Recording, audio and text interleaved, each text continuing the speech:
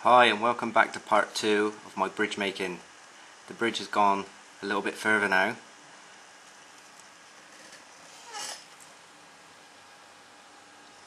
The bridge is almost complete. I have painted it. I've made a little minimal clearance sign and I've stuck various bits of grass and moss on the bridge to hopefully try and create something that's very similar to the picture. You can see the minimal clearance sign just there.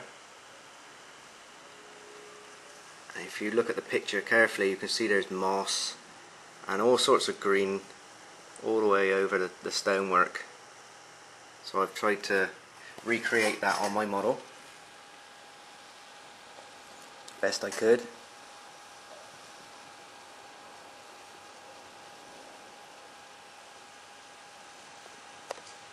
I have also made the stone cappings now down the sides.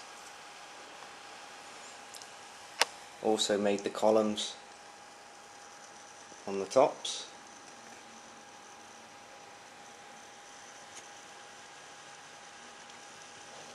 And I'm quite pleased with how this came out.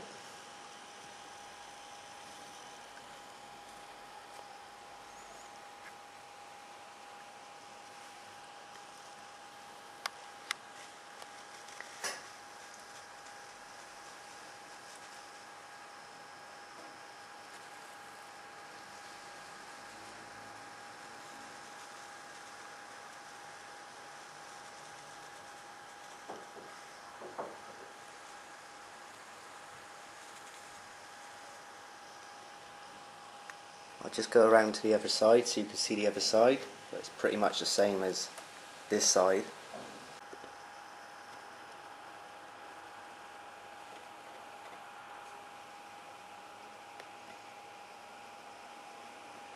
I've put another minimal clearance sign just here.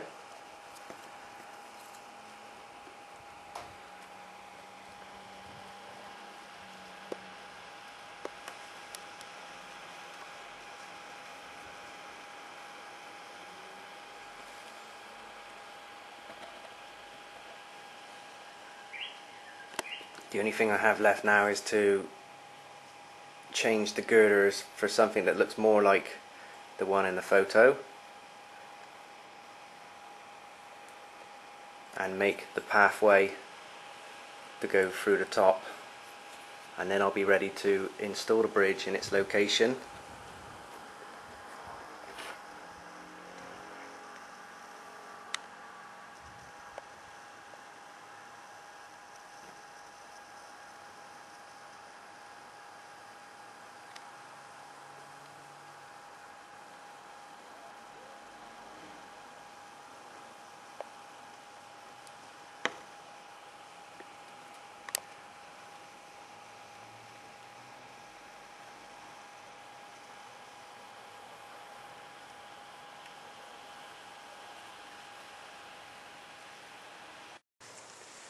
Right, the location for my bridge is going to be just here, and previously I made a little dirt track that comes up along the side, which is now going to ramp up and go up to the footbridge and then go across the lines and just basically disappear off the baseboard. So I need to alter this section here and build it up and try and make this blend in. I'm probably going to have to stick a new piece on the edge to make this ramp up, and my pathway will just go across and just disappear. I'm doing this because at the moment I have a back scene where the trains disappear into, and I feel by putting this bridge here it's going to help that give the break between on and off scene. So I'm probably going to have to change some of this area here as well to try and build this up. So I'll be installing the bridge very soon. Also, using the airbrush, I mixed up some very lime looking green paint, and I've given it a slight spray over to create that stain that looks like it's ran down the side of the bridge.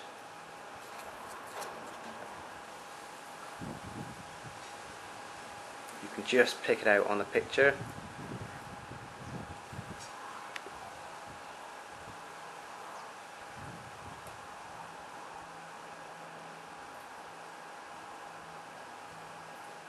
The whole bridge is made from cast-in plaster, which is your equivalent to plaster of Paris, including the capping stone or the capping bricks.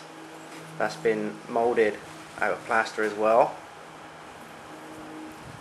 and the columns have also been moulded from plaster as well. So the whole bridge is made of plaster of Paris, and I'll show you how I made these individual pieces in a second.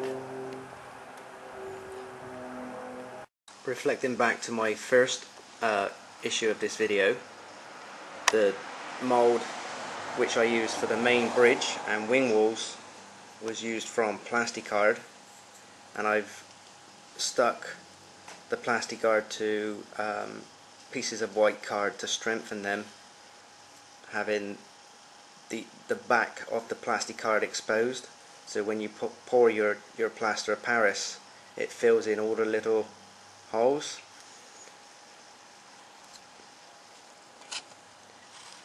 I had glued it to a piece of card on the bottom, which basically gives you the thickness of the plaster, and I stuck a piece of card on the top, which gives you the nice flat topping that's on the bridge there and there.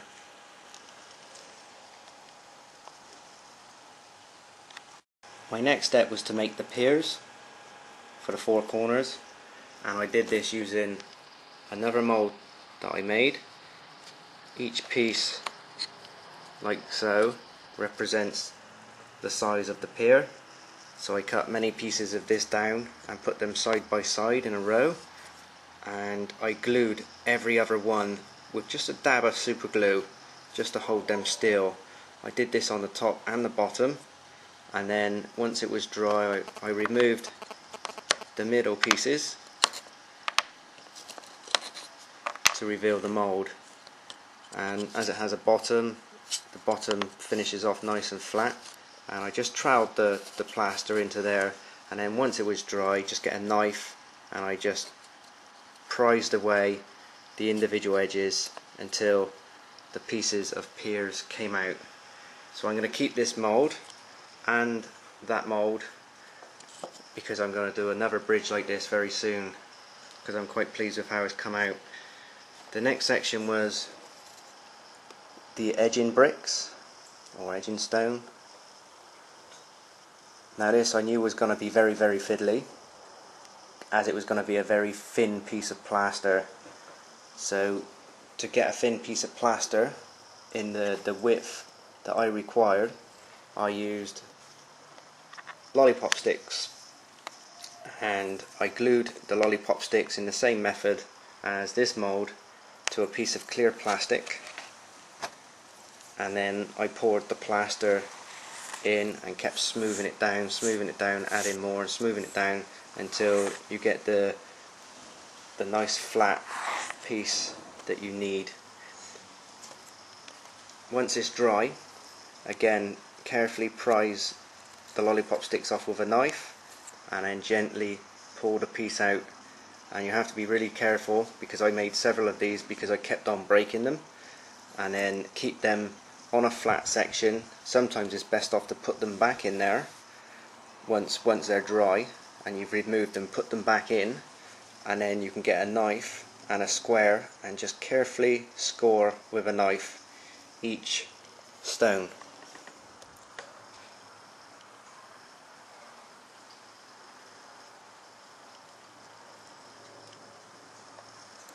The pieces that I've scored along the side, I've done that once the piece is glued in place, I carefully just got a knife and just scored up to the individual lines, because the piece is so fragile that you only got to touch it the wrong way and it just breaks into pieces.